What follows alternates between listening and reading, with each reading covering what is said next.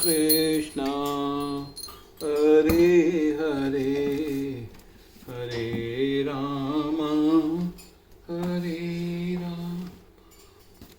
राम राम हरे हरे गोविंद। आज हम 9वें अध्याय के श्लोक 5 का अर्थ कंटिन्यू करेंगे। सारे लोक अंतरिक्ष में तैर रहे हैं और यह अंतरिक्ष परमेश्वर की शक्ति है, किंतु वे अंतरिक्ष से भिन्न हैं, वे पृथक स्थित हैं। अतः भगवान कहते हैं, यद्यपि ये सब रचित पदार्थ मेरे अचिंत्य शक्ति पर टिके हैं, किंतु भगवान के रूप में मैं उनसे पृथक रहता हूँ। यह भगवान का अचिंत्य ऐश्वर्य है। वैदिक कोश निरुक्ति में कहा गया है, युञ्जते अनेन दुर्घटेषु कार्येषु। परमेश्वर अपनी शक्ति का प्रदर्शन करते हुए अचिंत्य आश्चर्यजनक लीलाएं कर रहे हैं। उनका व्यक्तित्व विभिन्न शक्तियों से पूर्ण है और उनका संकल्प स्वयं एक तथ्य है। भगवान को इसी रूप में समझना चाहिए। हम कोई काम करना चाहते हैं तो अनेक विघ्न आते हैं और कभी कभी हम जो चाहते हैं वह नहीं कर पाते, किंतु जब कृष्ण कोई कार्य करना चाहते हैं तो सब कुछ इतनी पूर्णता से संपन्न हो जाता है कि कोई सोच नहीं पाता कि यह सब कैसे हुआ।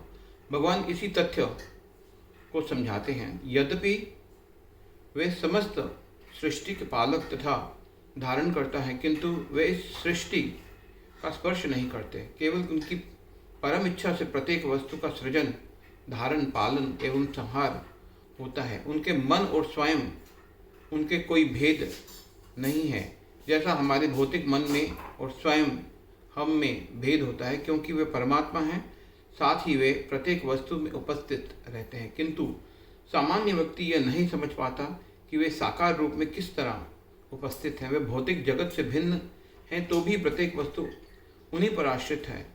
यहाँ पर इसे ही योगम ऐश्वरम अर्थात भगवान की योग शक्ति कहा गया है। यथा काश स्थितो नित्यं वायु सर्वत्र गौ महान तथा सर्वाणि भूतानि मतस्थानि तयुपधार्य।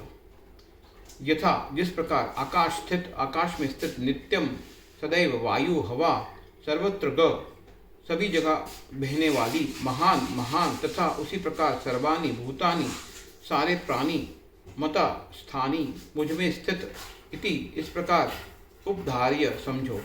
जिस प्रकार सर्वत्र प्रवाहमान प्रबल वायु सदैव आकाश में स्थित रहती है, उसी प्रकार समस्त उत्पन्न प्राणियों को मुझ में स्थित जानो। तात्पर्य, सामान्य जन के लिए यह समझ पाना कठिन है कि इतनी विशाल सृष्टि भगवान पर किस प्रकार आश्रित है, किंतु भगवान उदाहरण प्रस्तुत करते हैं कि जिससे हमें समझने में सहायता मिले। आकाश हमारी कल्पना के लिए सबसे महान अभिव्यक्ति है और उस आकाश में वायु विराट जगत के सबसे महान अभिव्यक्ति है। वायु की गति से प्रत्येक वस्तु की गति प्रभावित होती है, किंतु वायु महान होते हुए भी आकाश में के अंतर्गत ही स्थित रहती है, वह आकाश से परे नहीं होती। इसी प्रकार समस्त विचित्र विराट अभिव्यक्तियों का अस्तित्व भगवान की परम इच्छा के फलस्वरूप है और वे सब इस परम इच्छा के अधीन हैं। जैसा कि हम लोग प्रायः कहते हैं कि उनकी इच्छा के बिना एक पत्ता भी नहीं हिलता। हरे कृष्णा कृष्ण